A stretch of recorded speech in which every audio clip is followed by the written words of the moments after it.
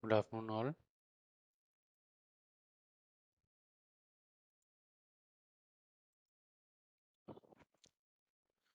So, in today's class, we will see about the supervised learning in a little bit more detail. So, yesterday we have just started the introduction of supervised learning, right? So, just okay. So, this is the first type of the machine learning algorithm, so that we will be taking care of. Okay. So in this type of machine learning, what we will do, someone has to train our model, right? Two different ways we will be having our data output. Either it can be a classification type or it can be a regression type. Okay, and after giving the training to our model, we will try to get some feedback from our system whether the accuracy in the prediction it has made us up to the point or not, or the best fit we can say, whether it can able to achieve in that particular outcome or not, we are going to see. Okay, in that yesterday we have seen about classification, right? So in classification, so we have seen the purpose. So what type of classification we will do is between the discrete variable.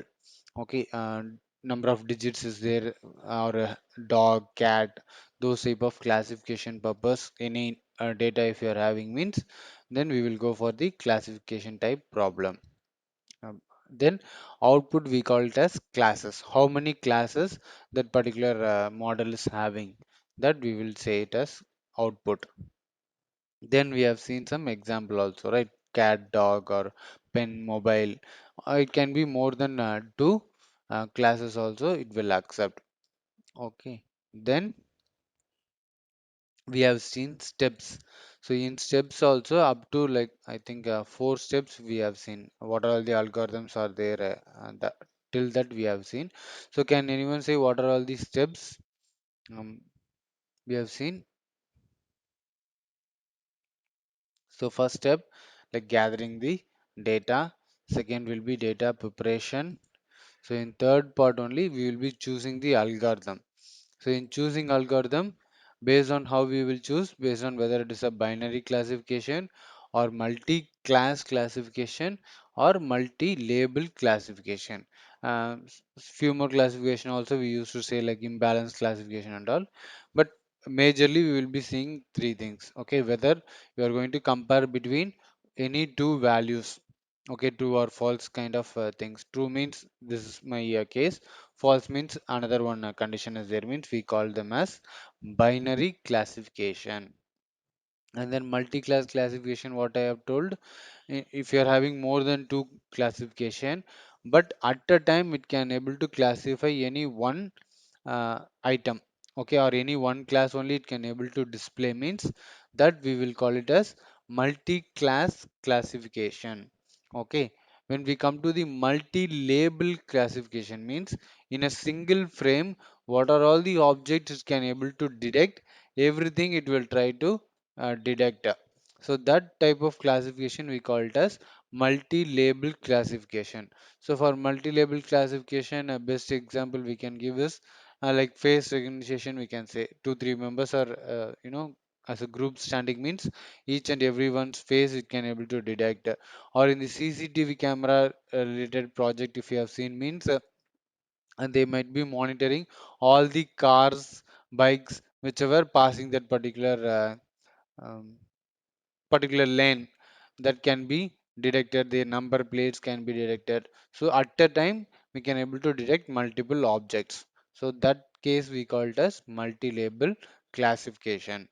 So based on this type of classification, we are having various algorithms. So what are all the algorithms we have seen? First and foremost is linear regression. Okay, basic model, like will be drawing some line to connect all the dots.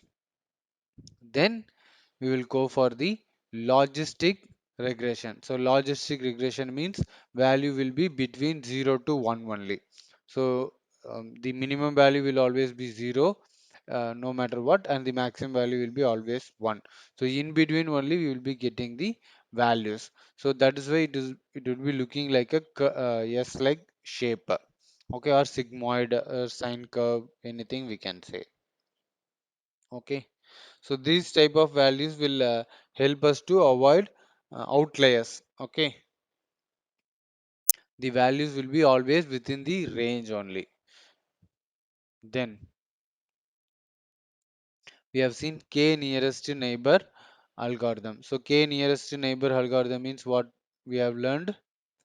So assume that we are having two classes. So one is in orange color and another one is in white color, and I am putting one new point.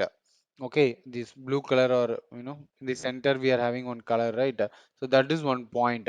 So I want to say whether this particular color comes under this white category or the orange category. So to do that, what I will do, k means, the name itself nearest neighbor. So I will pick three nearest neighbor.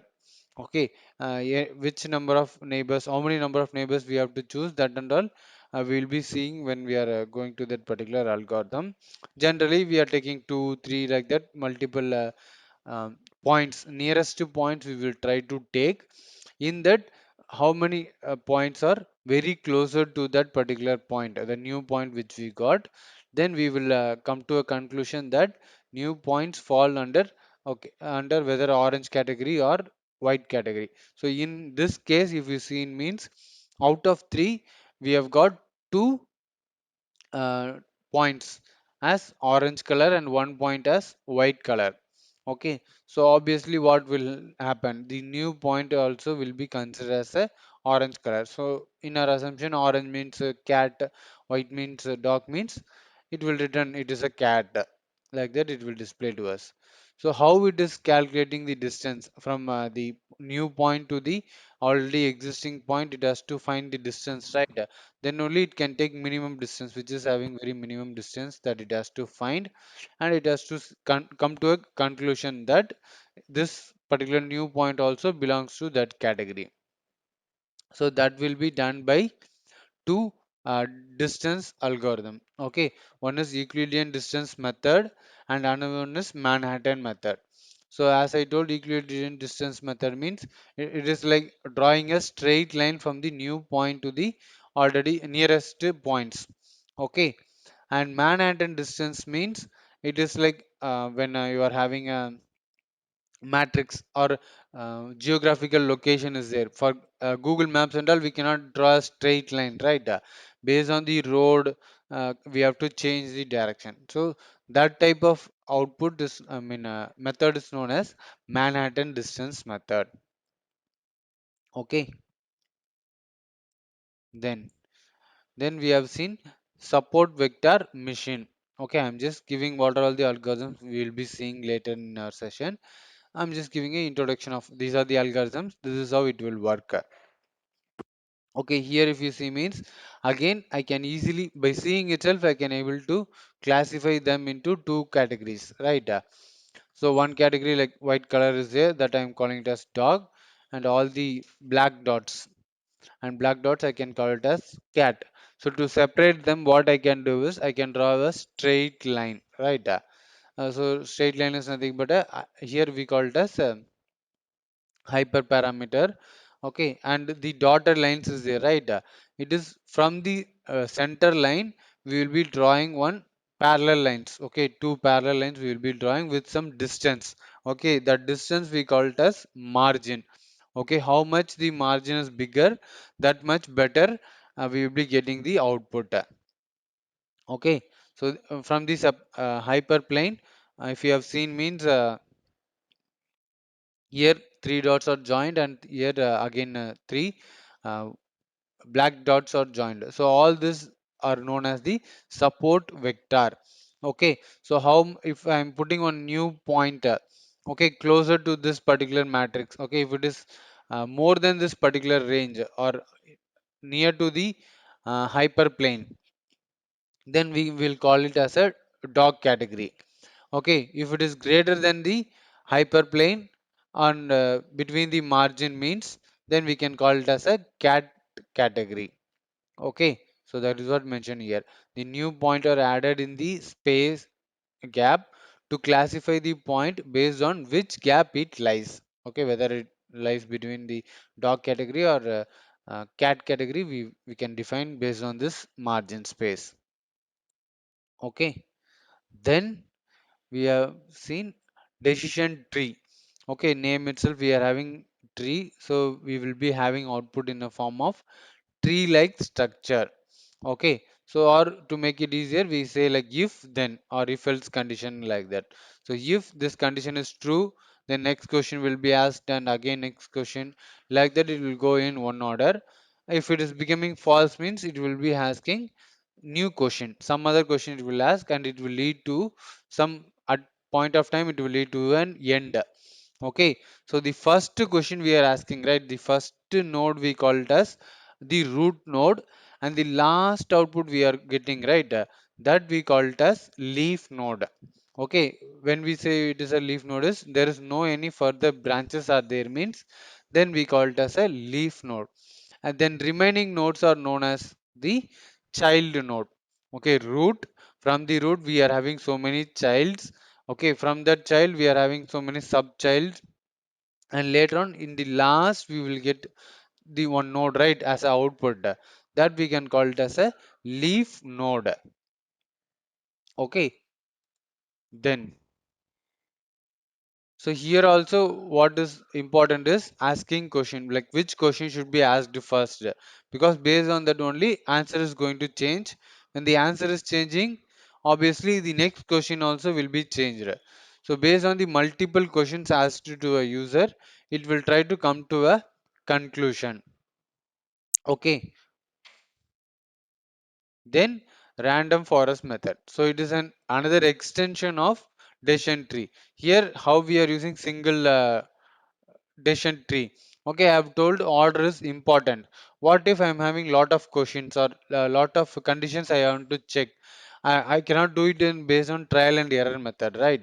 So instead of doing like that, what this random forest method will do is it will take multiple decision tree. Okay, with different start question. Okay, it will start with different question, and based on that it will come up with some solution. Okay, each decision tree will give one different output, right? Maybe it can be same output also. So all these results will be then taken for the majority voting. Okay, or some average will be taken. If it is an regression type means average can be taken. If it is a classification type means we can take the voting part. Okay, whether same output is given by decision tree 1, decision tree 2. Okay, assume that I'm having 10 decision tree I have taken, and my starting question differs in each decision tree. So like that multiple branches will be created, right? So based on those answer given by the user, I will be predicting something. Decision tree will predict this is a dog. Decision 2 may be predicting it is a cat. Again, decision 3 it is predicting dog. Like that is predicting means every answers will be taken into consideration. Okay, and then it will check. Classification means how many dog count we got, how many cat count we count. So in our assumption cat count is more means obviously the final result also is going to be cat only. Okay, whereas if it is a regression type, I'm asking for a price of a house. So based on different condition, like first question I'm asking whether you are a family or a bachelor, and if he is saying I'm a family person, means how many members you are going to be there.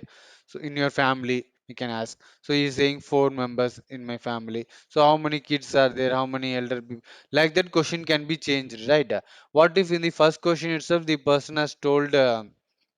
I'm a bachelor, then there is no need of asking how many members going to stay or other things, right? So based on that, we will ask different set of question to get to come to a conclusion. Okay, then yes,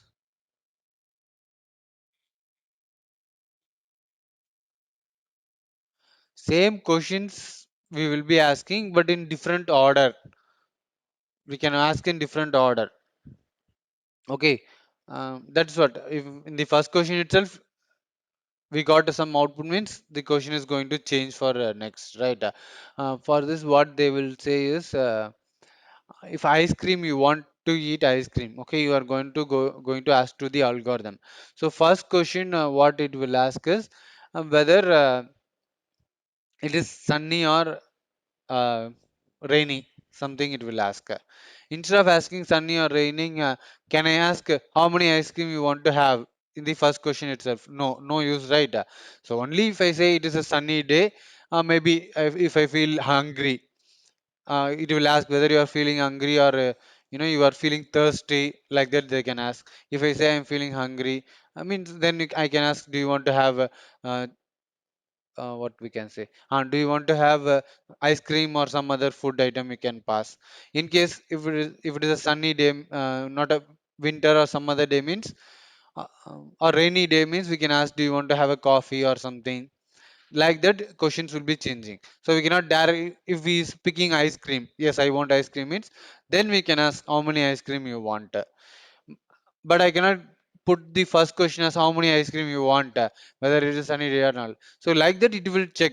We don't know, right, which question will be the uh, right question to ask first. So it will shuffle all the questions and make it different order, and it will try to predict which will be the right pattern. Whereas in decision tree, it will be in one order only. Okay, it will decide one pattern means same pattern only it will ask. Mm. Yes, multiple decisions combined.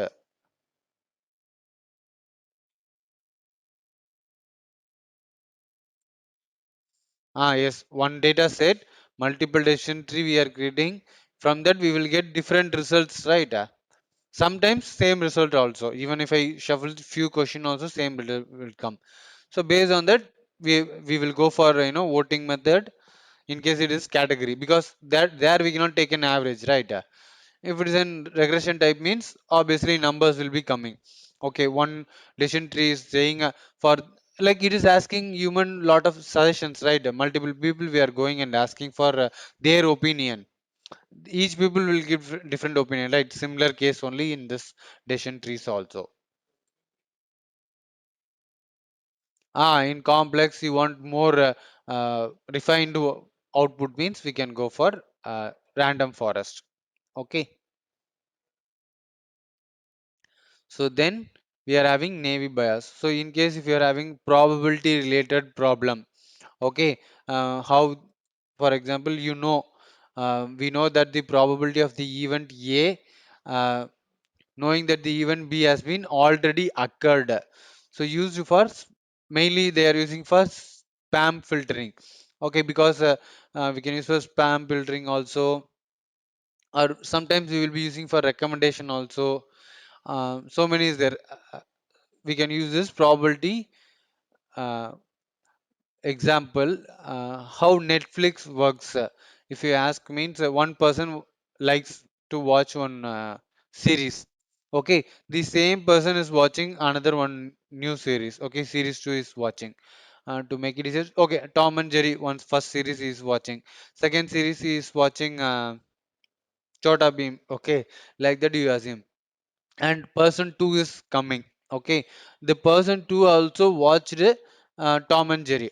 Okay, the next thing what our algorithm will do is it will suggest to the person 2, people who has watched Tom and Jerry has also watched that Chota Beam, like that it will give some suggestion to him.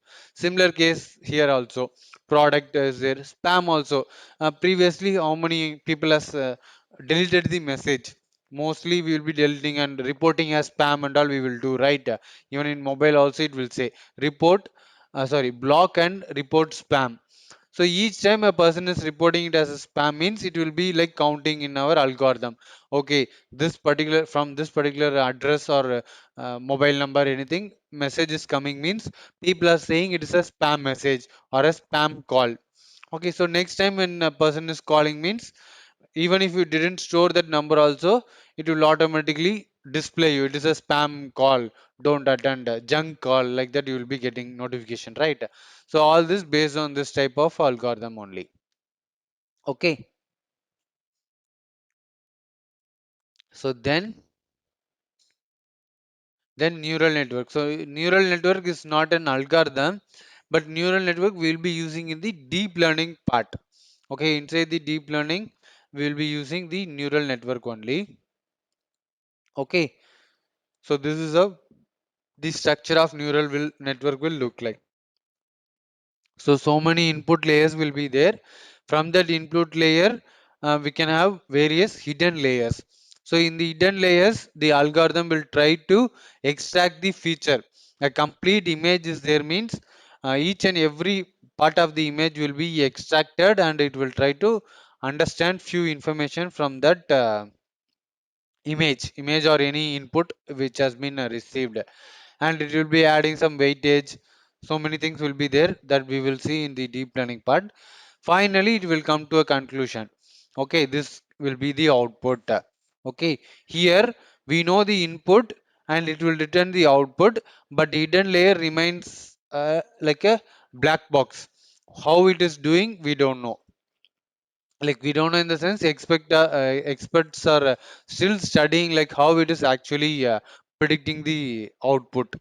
Okay, so we they created the algorithm, but they are still in the development stage, or research and development is going on, like how it is exactly finding, okay, this is what I have given, this should be the output, like that still they are analyzing.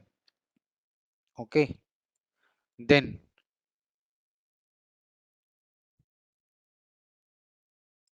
so up to here no problem, right? So up to here only we have also seen third step of like finding the algorithm which will be the best algorithm that we have seen. So let me minimize this. So what is the next step after I mean identifying the algorithm?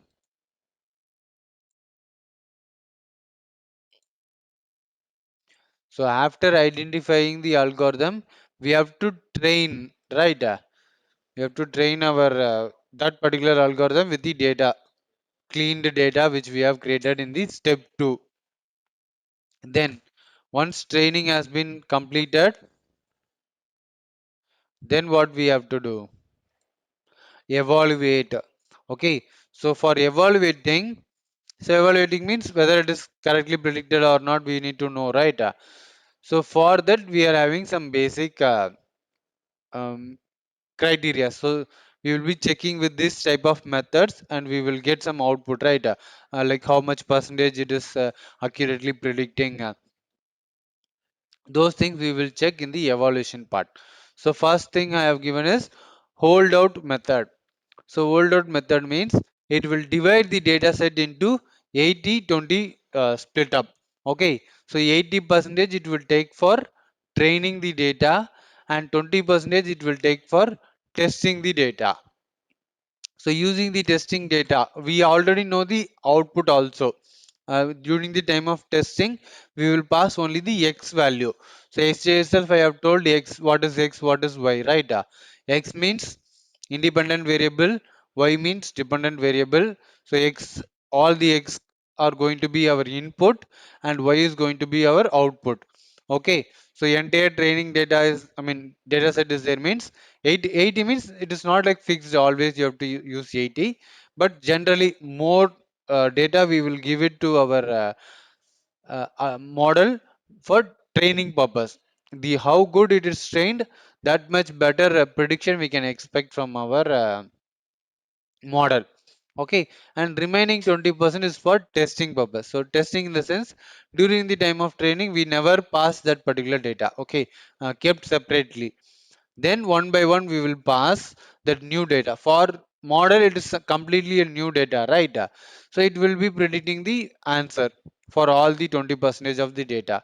Then what we will do is we will try to compare in the sense what is the actual output that we know, and what is the output given by our model. So how much difference is there, that and all I have told you, right? There's some error. First we will find the error, and then mean error. Mean means like total average of that particular error, how much error it is causing. So based on that error what we can predict, if the um, what we can say, I want to know the temperature. Okay, to what will be the current temperature? I'm asking to my model. Okay, it is saying uh, 28 degrees Celsius, like that it is saying. But when we are finding the error itself, we found that plus or minus degree it will show. So we should understand, like, okay, 28 it is saying means plus 5 if I put means 33 degrees Celsius it will be, or it will be less than 26. It is not an exact answer. Like that I will come to an conclusion. So like this, I will compare each and every value I have tested it with my model and how much accuracy it has been maintained. In some cases, it will be very less error will be there. So how less the error is, that much good our model. Like that, we can come to a conclusion. So we will not stop in the mean error itself. We will then further go on to like mean square error or root mean square error. Okay, one by one, we will see how what is the formula and everything. So this is first thing. Just a minute, please stay in the line. Okay, sorry for the inconvenience. Okay, I've just passed to the meeting, that's all. Now I'm audible, right? Okay.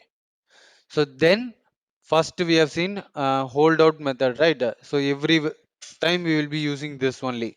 Instead of splitting into 80-20, sometimes we will take 75 percentage for a training and 25 percentage for testing, 70, or sometimes 90 percentage also. Big data set means even 90% also we can easily take. Okay, very less data only is there, only 100 data is there means 80-20 is enough. More data, see here what we need to consider is it doesn't means when I increase the training set automatically my accuracy also will increase. Sometimes it may change. Sometimes we need to train our model with more data, or even in less data. In some cases in less data also it will predict very good. So that and all, when we are doing some trial and error method only we can able to do. Okay, by passing more training. Always training data should be more than the testing data. Okay, that we should consider. We can, some cases we can also pass some completely new data and we can check. But what is the problem in completely putting new data and checking is we don't know this is the output, right? In testing data means we also know the output also, so we can pass the testing value and we can check whether it is closer to that value or equal to that value or anything we can check. That is one method. Okay, so then second method is cross validation. So cross validation means I have told 80-20, 100 rows are there, assume. So first, always first 80 we are giving to for training, and second mean remaining 20 we are giving for testing means that may not be proper all the time, right? So what this cross validation will do is, so randomly pick subsets. See here, first you are seeing one green color, complete green color is there, right? That is our data set. Okay, from that it is taking the testing data randomly from different places. First it is taking from the last, then it is taking a little bit before, like that's in the center, last, front, like that different places it will collect the information. Okay, then only how good it is trained we can able to know, right? So like this, data set will be randomly divided into k subset of same size. Okay, first test data is 10 values is there means second, third, fourth, everything will have the 10 rows or 10 records will be there. Okay, then finally it will come to a conclusion, average of all folds given as an output. Okay, this method is also known as k fold method. Okay, k means multiple subset will be there. Okay, then we will be seeing the ROC curve. So ROC means receive operating characteristics. Okay, here what will happen is, so we will try to find the relationship between TP and FP. So TP means true positive and FP means false positive. So what this true positive, false positive means is, True positive means classification type problem is there. Okay, assume. And I'm taking the cancer data set. Okay, and one patient is there. And for one patient, our model is saying he is having cancer. Okay, and our actual data is also for actual data, doctor also saying he is having cancer. So both are what? True. True and positive because both are same. So that time true positive will be added with one value. Okay, uh, in next patient we are going. The next patient model also saying he is not having cancer. Not having cancer means false, right? Because 0 1 only. 0 means the patient is not having cancer, 1 means patient is having cancer. Okay, so model is also saying 1, doctor also saying 1. So both are true and positive because both are correct. So TP. Model is saying the person is not having cancer. Doctor also saying the person is not having cancer, which means 0. 0 means false, but both have given the same output, so positive. So false positive. Then what will be the remaining two case? The model is saying the person is having cancer, but the doctor is saying the person is not having cancer. Then what will happen? Either can be true negative or false negative, right? So that also we will see. That will come in the confusion matrix. We will see one thing as confusion matrix. So in that, actually we will be using that confusion matrix only most of the time, because based on the confusion matrix we can predict the percentage, how much percentage good our model is. Okay.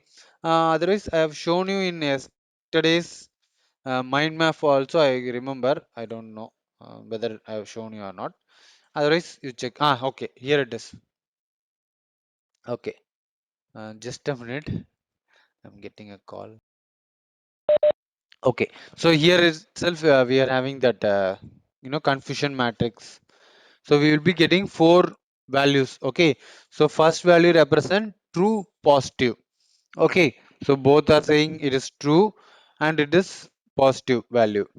Okay, if it is FP, which means false positive, which what we can say is um, our model is saying he is not having cancer, but actually he is having cancer. Like that you assume. And false negative, which means the person is, model saying he is not having cancer, vice versa. Okay, like that you understood what I'm trying to say. So what is very dangerous is that red area is very dangerous. So in that red area also, like in real time scenario, if a person is not having a cancer and I'm saying he's having a cancer, means he may be mentally be affected. Okay, he may think I'm having cancer, like that. So that can be solved, no problem, because after taking one or two tests, they can find out, okay, he's not having cancer, he's healthy. What if a person is actually having a cancer, but our model is saying he is not having a cancer? Then what will happen? The disease will get even more spread. He may be in a very critical condition to cure the disease, right? So that is why when we are finding this confusion, confusion matrix, we should make sure that we are getting output in this two green area. We will obviously get uh, values in the red area also. Okay, but it should be less than the green area. Okay, so these red area we are getting some values, right? These are the errors which present in our model. So that we will at most we try to reduce.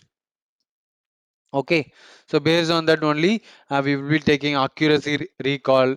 Okay, precision, precision score, we will find everything we can able to do.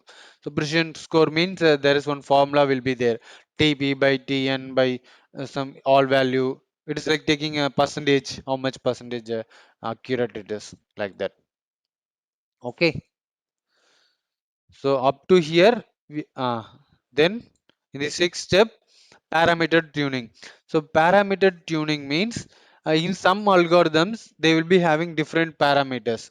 So we know what is parameter. We usually say when we are calling a function, we will pass some values, right? That is what we call it as parameter. I mean, while creating a function, we give variable name is that is parameter, and we are passing the value means that we call it as argument, right? Similarly, for each algorithm, there will be some tuning parameter, not for all the algorithm. For some algorithms there will be some tuning parameter, so we can tune that parameter and we will check whether our model is predicting better when I change the parameter. For example, here also I have told, right, 80-20 is there means I will try to increase the training data. Okay, 90% I will give and check whether any change in my data set or not. Or there is one random state is there. Okay, so I will try to change the random state value. Okay, so that what it will do, instead of taking it in a sequence, okay, first like out of 100 first 80, instead of taking, it will randomly pick 80% of the data from our data set for training. Remaining whichever has left over, that it will put it for testing. So like that we can do lot of things. Okay.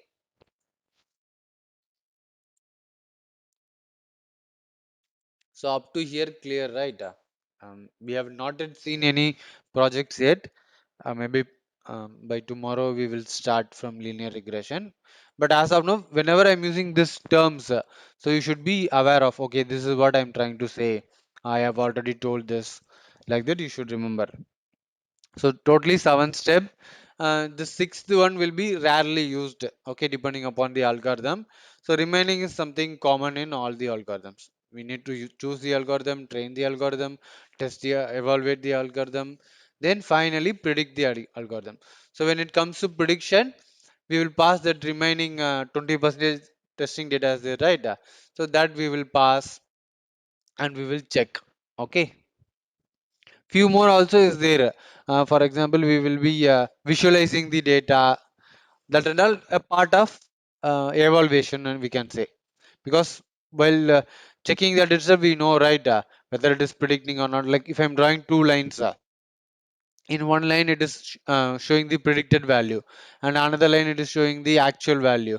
So we can able to compare how close it is. That much good our data is, model is, we can say. So like that we can do.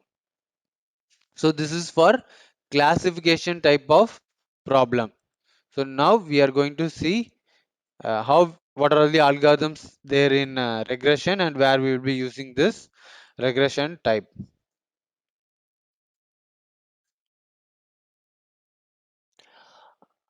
Deployment I will not be showing you because I will not be creating any application, but I will try how much it is possible to show. Okay, then regression. So regression, we have seen that it will be a continuous, real or continuous values will be there, right? So what is the purpose? So here the purpose is predicting the continuous variable. Okay, house price prediction, sales prediction. So like that, mostly it will be like prediction in numbers. Okay. Second, so output will be in the form of real numbers. Their output is in the form of classes. Here it is in the form of real numbers. Then third is example like house price prediction, as I told, house price prediction, stock value, Bitcoin prediction, gold prediction, land price prediction. So many prediction we will be using this regression type. Okay. Then we will see steps and algorithms. So finally steps. So again same 7 steps. Where it is going to change, only the algorithm part is going to change. The gathering data, preparation are going to be same.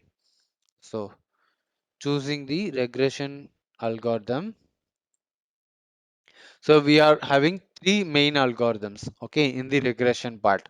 So first one is linear, then logistic, and then polynomial regression. Okay. So first linear regression, if you go means, see, this is the diagram of the linear regression. Okay, so the data model using the straight line. So this is the formula, y equal to mx plus b. So M means slope, B means intersect point. Okay, so if you are drawing a straight line means we will try to extend that particular line and we will make it to touch the y-axis. So the point at which it is touching the y-axis, that we will call it as intercept point. And M, the slope, means what is the difference between one point and the another point. Okay, uh, for example, okay, I will show one example there.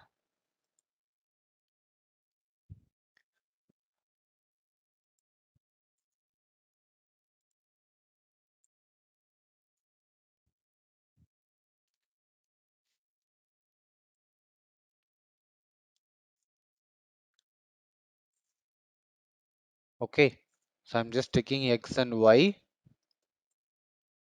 So in the x-axis, I'm giving the month. So month means like 1 to 12 will be there, right?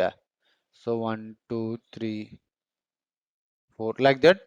12 months we can extend also. 13, 14 also we can continuously give, right? 13 means like after 1 year we will understand. 24 months means 2 years. That we can understand. So what I'm saying is in the first month, here I'm giving the demand or sales. How much product sales has happened, like that you assume. Okay, in the first month 4 product has been sold. Okay, I'm assume that I'm having a mobile shop or something. Okay, and in the first month I have sold 4 mobiles. Okay, in the second month I have sold 7 mobiles. Okay, I will just put marking also. So first month 4 mobile I have sold. In the second month I have sold 7 mobiles. In the third month I have sold 10 mobiles.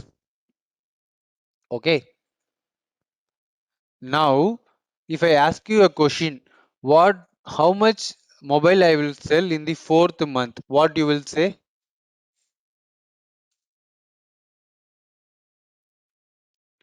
Exact value you can say, what we can say? We can exactly say I will sell 13. How we are saying? Based on the previous pattern. I have followed one pattern. First month 4 was there. Okay, no any pattern. Previous record is not there. Second month it has been increased to 3. 3 more mobiles I have sold than the previous one.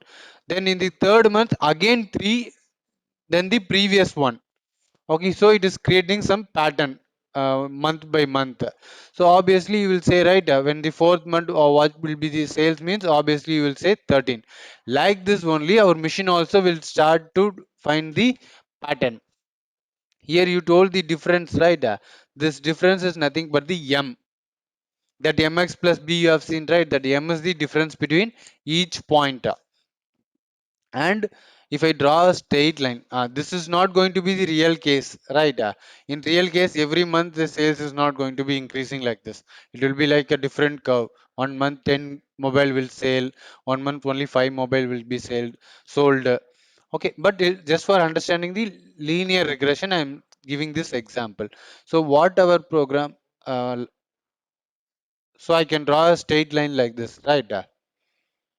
If I draw a straight line means for first month I know it is 4. What if 0? What if my value is 0? At that time it is touching one point in y, right? In my assumption I can say it as 1. I cannot say in the 0th month I have sold one mobile. I'm not saying like that, but to find the uh, C or the intersection value, which is B, right? What is the formula we have given? Y is equal to mx plus B. We have given, right? So this is will be our B point. So I have told this is 1, right? So 1 means B value is 1. The intersection point is 1 and M value is 3, which is the difference between each point. Then based on this formula, I can predict for n. I mean, whichever month I want, I can able to predict, right? If I go and ask to my algorithm, what will be the sales of 12th month? What it will say? 12th is a 36 plus 1, like 37 mobile you will sell. Like this, it will return as a output. It may not be true. Okay, it will not be always in a linear scale, right? Then it will go out of range also. So that type of things can be avoided later on by using the logistic or polynomial regression. But this is the scenario which I'm trying to explain. So that is what given here also. Y is equal to mx plus b. Okay, that b is the intersection point and m is going to be the slope. Slope means difference between each points. It will give some fraction values, right? So based on that only I can go for a new value. Okay. So here variable is continuous dependent variable, and accuracy, how the accuracy we will check is based on measured by loss or the R square error we will check. Okay, R means root square error. That and all we will see tomorrow. Like mean error, then mean error, and then mean square error. Like this what R square means root mean squared error. Like that we will find. Then finally our output will be in the value of output variable. Okay. So here also one example is there. I forgot. So here if you see the example means, see how they are finding the values. X point is there, y point is there. First they will take a mean for x and y, and they will subtract the mean value with the actual value. Okay, in the third column, see the third column. Okay, in the third column what they are doing, they are subtracting the actual value with mean value. So some negative value and positive value will be getting. So mean means 3 is our mean value, right? So 3 minus 3 is 0 I'm getting. Same goes for y also. I will find the mean value for y and I will subtract it with all the y values. So I got x minus x, x cap you can say, or x mean, y minus y mean. Then I will find the square root of x minus x mean. Okay. Then I'm taking the mean of that also. Mean means adding all those sum, sorry, not mean, sum. Okay, this symbol means sum only, right? So sum I'm getting as 10. And then what I'm doing, x minus x mean into y minus y mean I'm doing. So I have already found the values. All I need, yes, similar like standard deviation only. uh, okay, that is what I'm, but you don't need to worry, we are not going to do this. Our algorithm will do all these things. All you need to do is passing the x and y values, but in the back end this is the formula and this is how it will work. So finally we will apply those values into our formula. So you'll be getting 4 by 10. If you divide means 0.4 you will get, and c means difference between each value. Like that we are getting 2.4 assumption. Okay, so what we can say, we can say y is equal to 0.4 into x plus 2.4.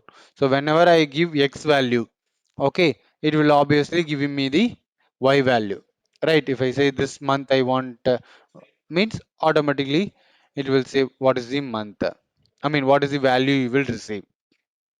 Okay, so here how they have drawn this particular red dot and the line is based on the mean value. Okay, here mean is 3, right? And y mean is 3.6. So for x3, y 3.6, if I put one dot means that is my red dot. Okay, so keeping this as center only, they will be drawing one line to touch all the, because we are not going to draw any line in our graph, right? It is automatically going to draw. Based on this it will draw a linear line. Okay, understood. Okay.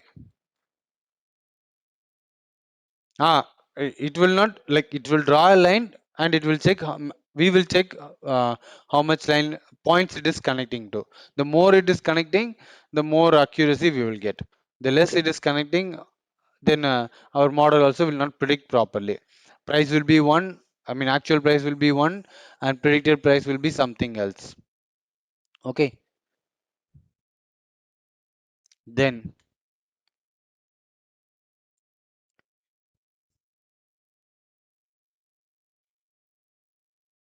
This is where.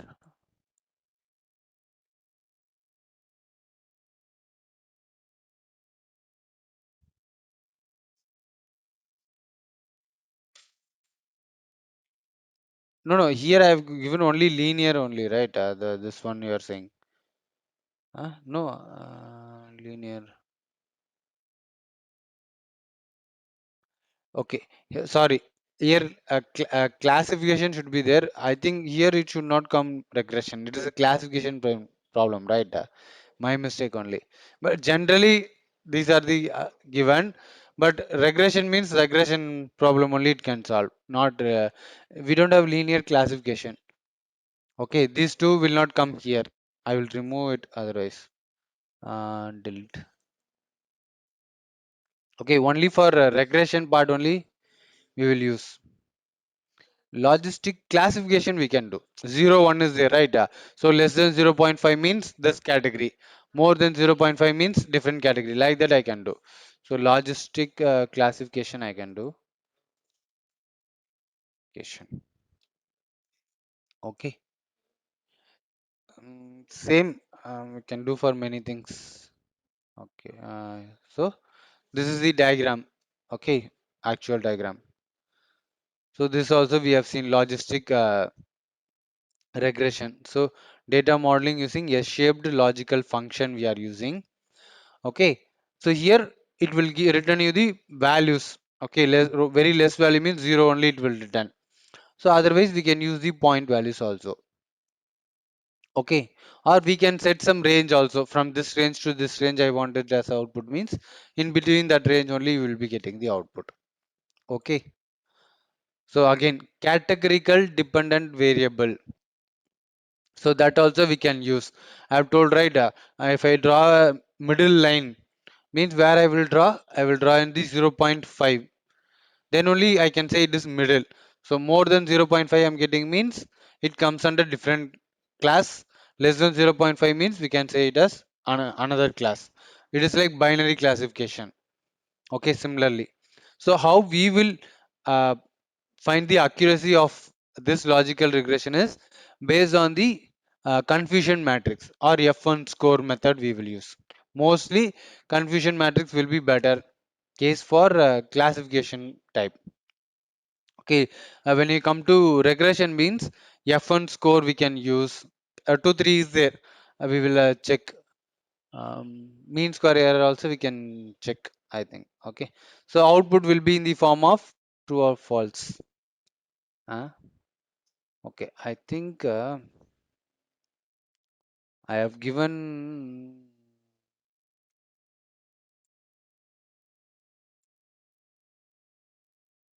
Okay, instead of giving it in classification, I have given it in you know regression type. I think because true false means 0 1 type, right? Then it will be coming under categorical only. But understand, like regression means point values. Classification means classes. Various classes will be there.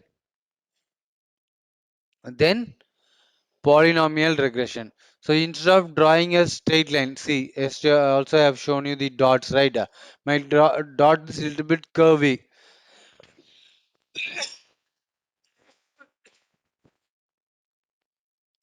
So if I draw a straight line in this points means I will be missing most of the points in the lower part, right? So to avoid that, I will go for this polynomial regression. So I can create some curvy line. So I will be touching all the points. So here, only thing we need to make sure is we should not do either overfitting or underfitting. Overfitting means trying to connect most of the points. So what will happen is during the time of training, it will be giving good out result. But when you are testing with new values means it will not be good. Okay, that is we have to see. Similarly, underfitting. Underfitting means mostly linear regression will come under underfitting. Simply if I draw one line means I cannot able to cover all the points. See here same example in same graph, instead of drawing this curved line, if I draw a straight line, straight line means some diagonal line I'm drawing means, will it touch most of the points? No, right? The lower, this area will be affected if I drawing like this. If I'm drawing means either this area will be touched and these area points will be touched. This will be completely ignored. Right? I cannot able to bend my linear line. So for that we go for this polynomial regression type. So slightly I am bending the curve so that I can able to cover more dots. Okay, understood. So polynomial equation on the data with a uh, curve linear relationship between the target variable and the independent variable. Okay, target variable means dependent variable. Sometimes the another name for a dependent variable is target variable. Okay, target means output, what you are targeting to achieve. Okay, so up to here clear, right?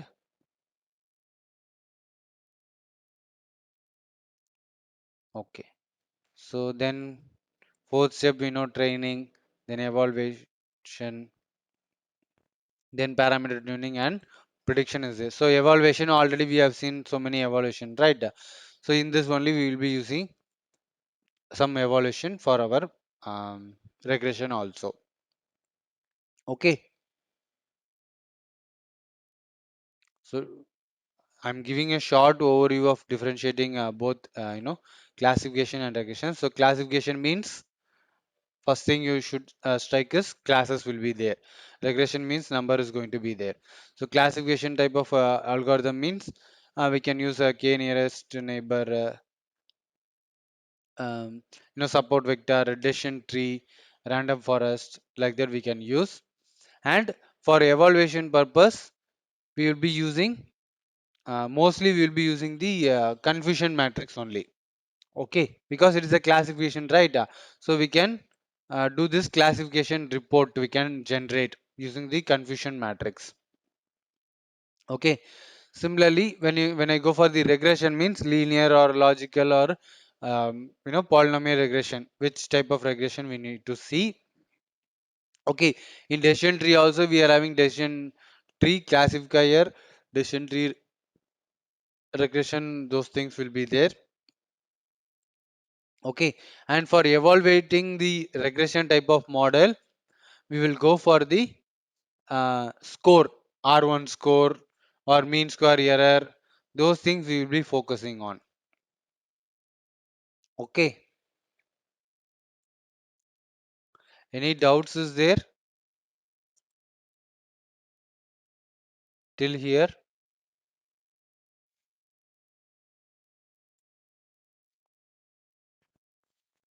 Okay, so in tomorrow's class we will see like in linear regression one project is there that we call it as advertisement related. I don't, let me check.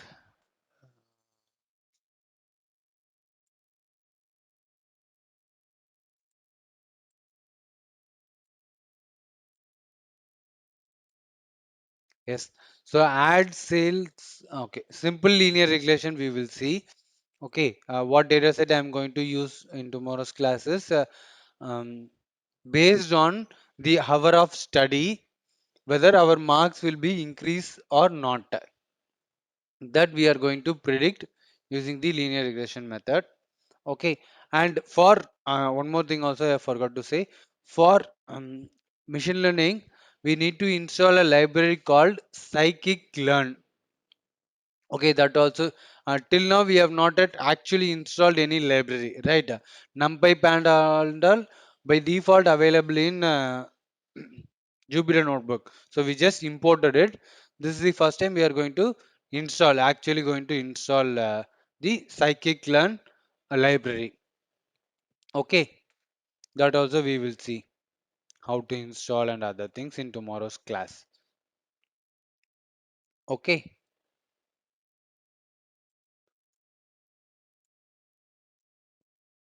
so I'm winding up this session for today. If you are not having any doubts, so at least from now on in the machine learning concept, try to attend regularly. Even if you have missed the class, also that day itself, try to revise because Day by day I will be teaching you new algorithms, so you should not be stuck in the older part. Okay, and daily practice whatever program I am doing, whatever project I am doing, you also repeat the same thing. So I will not share the Jupyter notebook for this. Instead I will be sending it as PDF or any other format. Why? Because you will be simply seeing those programs but you will not practice this. Unless if you are not practicing means you will not know what type of error you will get. So for that reason only I will not be sharing it directly as Jupyter notebook. Okay, I will just convert it into either PDF format or anything where you cannot able to copy paste it. Okay, so thank you all. See you in tomorrow's class. Try to complete that um, NumPy and Panda lab exercise also. One more thing, sorry, don't leave the session. One more thing is for Python, I have not yet kept any MCQs or practical exam, right? So is it okay if I conduct an MCQ with 50 questions on 19th, which is next week 19th? Is it okay for all? Okay. So next week 19th, you will be having the MCQs. 50 MCQs in Python will be there. Python means even NumPy, Panda, Matplotlib questions also will be coming. One or two questions will be there. Okay, mostly Python will be there. Okay, so prepare well and attend. For working professional, in Saturday, Sunday, you try to complete it. Okay, Friday I'm conducting. So I will keep the portal open for working professional till Sunday night. So they can do it in either Saturday or Sunday. Even Monday is also holiday only. Yes, it is. It will be graded only. Okay, because Monday Independence Day, right? So till Monday evening, I will give time. Okay, within this 3 4 days, only for working professional, I will give the extension. So others has to attend on that particular day itself. Okay, it will be graded 50 for 50 marks. 50 means I will convert it into 100. Okay, so each question maybe carries 2 marks, right? So you should be careful in that. One mistake you make means you will lose 2 marks. No negative marks will be there. Okay, even in final exam also you will not have any negative marks. Okay, so it will be a practice. Okay, thank you.